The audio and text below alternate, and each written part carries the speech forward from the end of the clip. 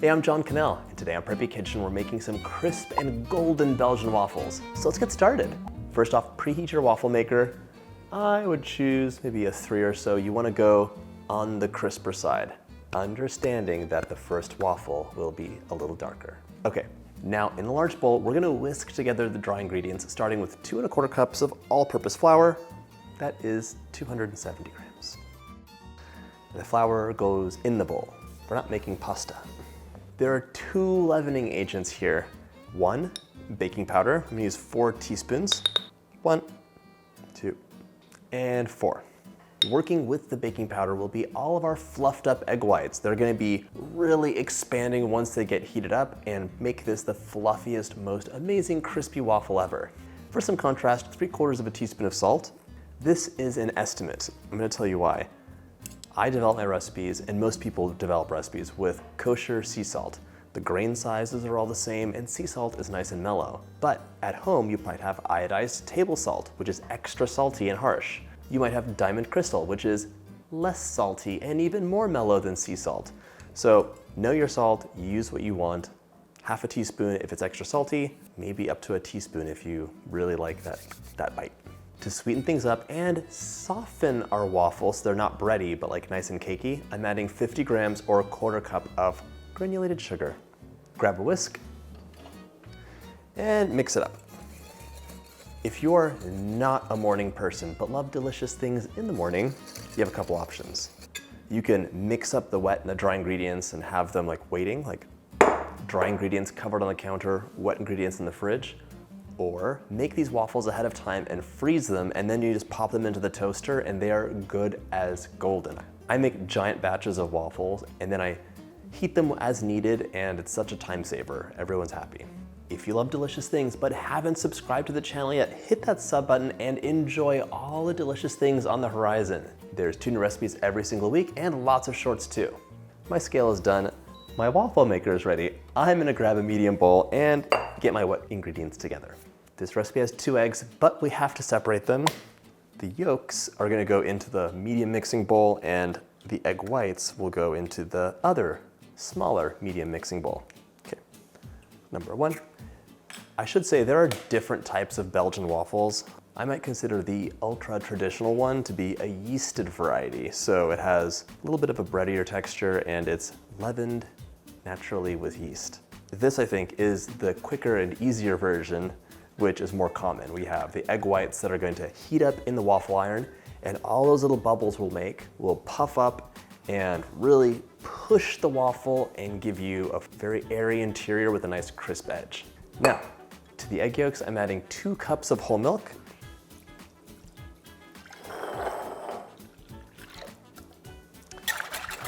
Give that a whisk. I'm also gonna use half a cup of vegetable oil. If you wanted to use butter, you really could, but there's a catch. The butter's gonna cool down and form little nodules, so you would have to heat up your milk, and that's basically it. You want warm ingredients if you're gonna use melted butter. If you want, you could use a 1/4 cup melted butter and a 1/4 cup of vegetable oil to have the beautiful taste of butter and the softness of the oil. 2 teaspoons of vanilla will go a long way, so add that in. Give it a mix, and we can set this aside. Now we only have our 2 egg whites that we're gonna froth up until we have stiff peaks. Now, with the hand mixer, start on lowish speed and move up to high.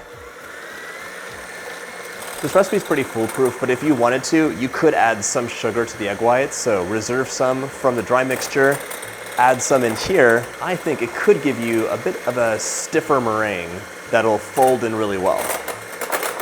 But I talked to my friends about it and they say that it doesn't matter. But you could try it out and let me know in the comments if it works. Nice and stiff, look at that. We're gonna combine all of our ingredients, starting with the wet into the dry. Give it a mix until it is almost combined. You still wanna see streaks of flour. And I've gotta say, this is just one extra step different from a regular waffle recipe, because in the regular waffle recipe, you just add the eggs into the wet ingredients. Here, we're separating and fluffing, and that gives you a nice change. They're both delicious, but it's nice to have a change of pace. And this recipe is better suited for the taller waffles that you'd like for a Belgian waffle. We're gonna add our fluffed egg whites in now. Now fold that mixture together so that you can maintain as many of these beautiful bubbles as possible.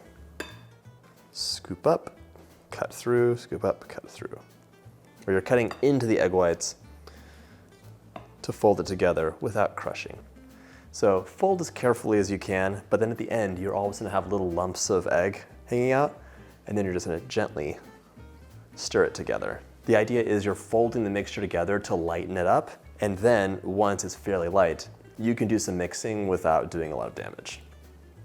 I finished off by using my spatula just to kind of paw at the mixture, and in doing so, I'll discover some little unmixed bits of egg white.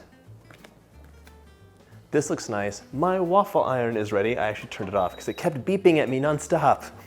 And now we're going to scoop it up and get to work.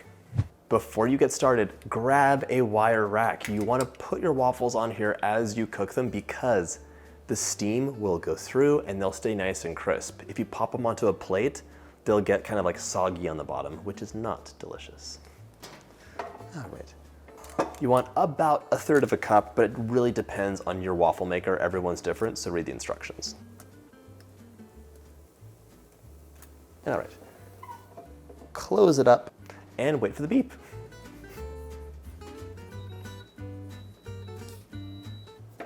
This looks good. All right. Carefully remove it onto the wire rack and repeat. My waffle iron is fairly large, so I'm using almost 2/3 of a cup of batter for each waffle, but that's really 4 wedge-shaped waffles, so just follow the instructions. It's not a total mystery when your waffles are done because there's a sign. When the steam starts dissipating and going away, that means that they're cooked through and they're in the golden browning stage. Always interrupting me.